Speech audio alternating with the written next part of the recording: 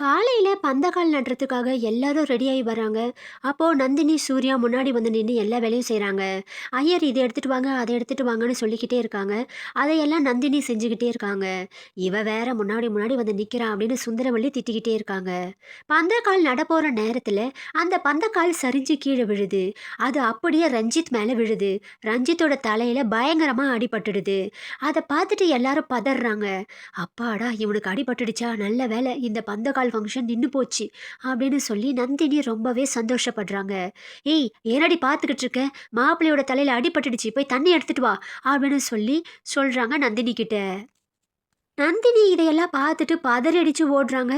சமையல் ரூமுக்கு ஓடுனா, சமையல் ரூம்ல தண்ணி எங்க இருக்குன்னே தெரியல. கல்யாணம் என்ன தண்ணி புடிச்சு வைக்கலையா அப்படின்னு சொல்லி கத்துறாங்க நந்தினி. சரி, ஃப்ரிட்ஜுக்குள்ள இருக்கா பார்க்கலாம் அப்படின்னு சொல்லி ஃப்ரிட்ஜை திறக்கிறாங்க. அப்போ வாட்டர் பாட்டில் எடுக்கும்போது அங்க வச்சிருந்த பீட்ரூட் கீழே விழுந்துடுது. கீழே விழுந்த உடனே அப்படியே டமால் அப்படின்னு சொல்லி வெடிச்சிடுது பீட்ரூட். அது வெடிச்ச சத்தத்துல அப்படியே மயங்கி விழுந்துடுறாங்க நந்தினி. என்னது இது, உள்ள ஒரே சத்தமா இருக்குன்னு சொல்லி ஓடுறாரு சூர்யா. அவருக்கு பின்னாடியே ஓடுறாரு அருணாச்சலம். பார்த்தா நந்தினி மயங்கி விழுந்து கிடக்குறாங்க. நந்தினிய அப்படியே ஹாஸ்பிட்டலுக்கு தூக்கிட்டு போலான்னு சொல்லிட்டு 2 பேருமா சேர்ந்து தூக்குறாங்க. அப்ப வெளிய இருந்து சுந்தரவள்ளி கத்துறாங்க. "ஏய், தண்ணி எடுத்துட்டு வர சொன்னேன், என்னாச்சு?" அப்படின்னு சொல்லி கத்துறாங்க. "இங்க உள்ள சத்தம் கேட்டுச்சே, யாருக்கும் கேட்கலையா? உள்ள ஏதோ வெடிச்சிருக்கு. நந்தினி பயந்து விழுந்துட்டா" அப்படின்னு சொல்லி கத்திட்டே ஹாஸ்பிட்டலுக்கு கூட்டிட்டு போறாங்க. அந்த பக்கம் ரஞ்சித்தையும் ஹாஸ்பிட்டலுக்கு கூட்டிட்டு போறாங்க. ரஞ்சித்துக்கு என்ன ஆச்சுன்னே தெரியல. தலையில ரத்த காயப்பட்டு ரத்தமா வந்துட்டுருக்கு. "என்னம்மா இது? பந்தக்கால் ஃபங்க்ஷன் அதுவுமா இது மாரிலாம் நடக்குது? எனக்கு இதெல்லாம் நல்ல சகுனமா தெரியலன்னு" சொல்லிட்டு ஐயரும் கிளம்புறாரு. "ஐயா, இதுக்கு ஏதாவது பரிகாரம் இருக்கா?" அப்படின்னு சொல்லி கேட்குறாங்க சுந்தரவள்ளி. "என் மனசே சரியில்லம்மா. நானு மெதுவா பார்த்து சொல்றேன். ஒரு நல்ல காரியம் நடக்கும்போது இது மாரி தடங்கல்லாம் வரவே கூடாது. அப்படி தடங்கல் வந்துட்டா அந்த ஃபங்க்ஷன் நடக்கக்கூடாது. அது நல்லது இல்ல. அதுதான் ஐதீகம். அதையும் மீறி உங்க பொண்ணு கல்யாணம் நடக்கணும்னு நீங்க நினைச்சீங்கன்னா, நான் வேணா பரிகாரம் பார்த்து சொல்றேன். நீங்க ஒரு முறைக்கு பலமுறை யோசிச்சு செய்யுங்கம்மா. மாப்பிள்ளைக்கும் அடிபட்டுருக்கு, உள்ள ஒரு பொண்ணுக்கும் அடிபட்டுருக்குன்னா, கொஞ்சம் பார்த்து செய்யுங்கம்மா" அப்படின்னு சொல்லிட்டு போறாங்க ஐயரு. "ஐயா, நீங்க இப்படியெல்லாம் சொல்லக்கூடாது. பெரியவங்க நல்ல வார்த்தை சொன்னா தானே இந்த ஃபங்க்ஷன் நல்லபடியா நடக்கும்" அப்படின்னு சொல்றாங்க. "என் மனசார நான் அது சொல்லலம்மா. என் மனசு சங்கடப்பட்டு போய் நான் சொல்றேன்" அப்படின்னு சொல்லிட்டு போறாரு ஐயரு. இதையெல்லாம் கேட்டுட்டு சுந்தரவள்ளி ரொம்பவே அப்செட் ஆகி உக்காந்துட்டு இருக்காங்க. அந்த பக்கம் ஹாஸ்பிட்டல்ல ரஞ்சித்துக்கு ஃபர்ஸ்ட் எய்ட்லாம் பண்ணி கூட்டிட்டு வந்துடுறாங்க. "ஒன்றும் இல்லை, சின்ன காயம்தான், கொஞ்சம் அதிர்ச்சி" அப்படின்னு சொல்றாங்க. இந்த பக்கம் நந்தினிக்கு ட்ரிப்ஸ் எல்லாம் கொடுத்து நார்மலுக்கு கொண்டு வர பார்க்குறாங்க. "என்னாச்சு உங்களுக்கு?" அப்படின்னு சொல்லி கேட்குறாரு டாக்டர். "என்னன்னே தெரியல, சமையல் கட்டில் இருந்தா ஏதோ சத்தம் கேட்டுச்சு, பயந்துட்டான்னு நினைக்கிறேன்" அப்படின்னு சொல்கிறாங்க. அப்புறம் அங்கே இருந்து சாமான்லாம் செதறி கிடந்துச்சு. என்னன்னு தெரியல, நான் போய் பார்த்துட்டு வரேன் டாடி" அப்படின்னு சொல்லிட்டு சூர்யா நேராக வீட்டுக்கு போகிறாரு. வீட்டுக்கு போனால் சமையல் ரூமில் எல்லாமே அப்படியே ஃப்ரிட்ஜ் எல்லாம் செதறி கிடக்குது. அதை பார்த்துட்டு என்னவா இருக்கும், ஃப்ரிட்ஜ் வெடிச்சிடுச்சா அப்படின்னு சொல்லி நல்லாவே ஆராய்ச்சி பார்க்குறாரு.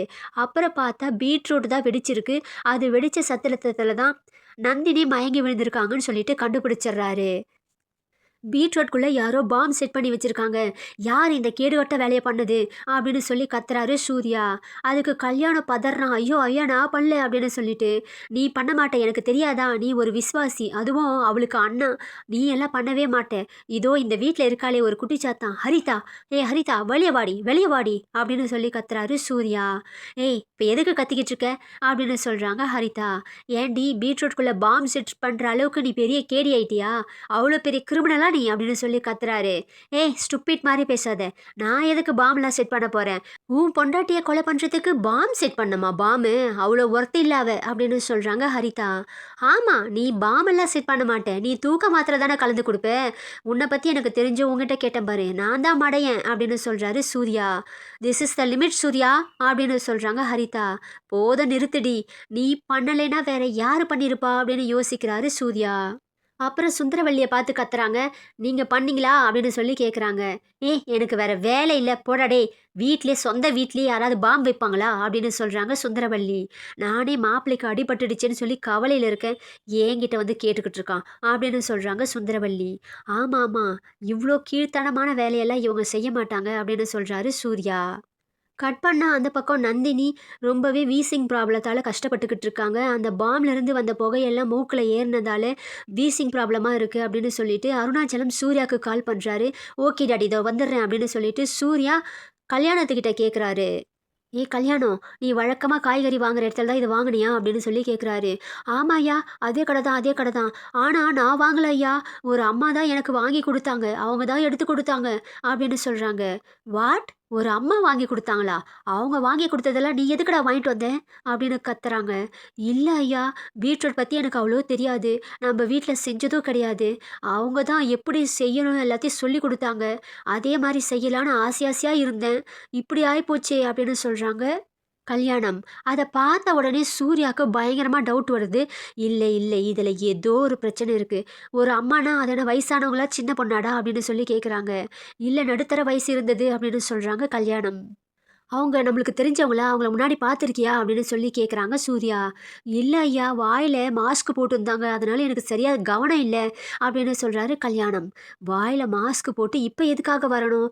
வேணும்னே முகத்த மறைக்கிறதுக்காக தான் இந்த வேலைய பண்ணியிருக்காங்க. யார் பண்ணியிருப்பா? யார் பண்ணியிருப்பா? அப்படின்னு யோசிக்கிறாரு சூர்யா. அப்பதான் திடீர்னு ஈஸ்வரி ஞாபகம் வருது. அந்த பரமேஸ்வரி தான் இத பண்ணியிருக்கணும் அப்படின்னு சொல்லிட்டு முடிவெடுக்கிறாரு. உடனே அவ ஃபோட்டோவ ஃபோன்ல எடுத்து காட்டுறாரு. இவ தான அங்க வந்தவ அப்படின்னு சொல்லி காட்டுறாரு.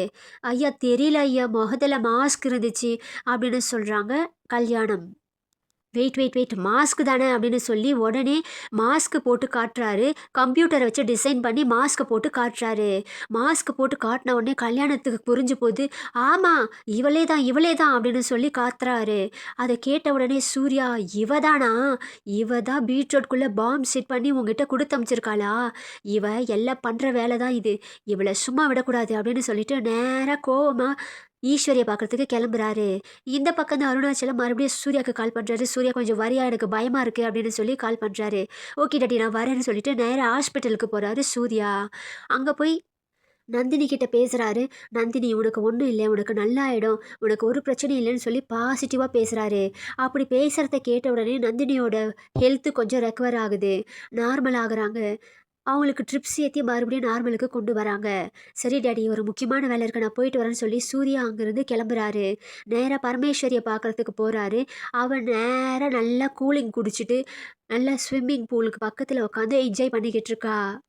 போய் நேரா அந்த ஈஸ்வரிய ஸ்விம்மிங் பூல்லே தள்ளுறாரு. அவ ஐயே! என்னடா அறிவு கட்டவனே! அப்படின்னு சொல்லி கத்துறா. யார் அறிவு கட்டவன்? நீ தாண்டி அறிவு கட்டவ. எவ்ளோ தைரியம் தான் எங்க வீட்ல பாம் வச்சு எங்கள தகர்க்கிற அளவுக்கு நீ பண்ணியிருப்ப.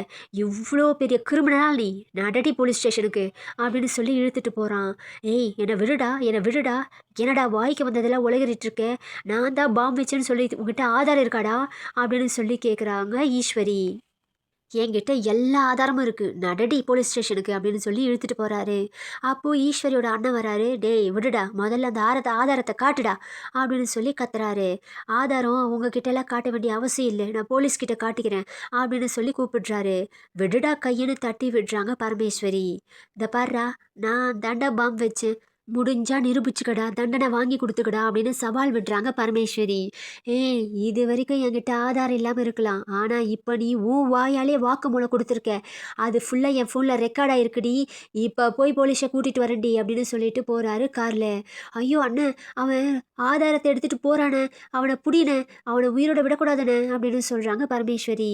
உடனே இவங்க ஒரு கார் எடுத்துகிட்டு ஃபாலோ பண்ண ஆரம்பிக்கிறாங்க.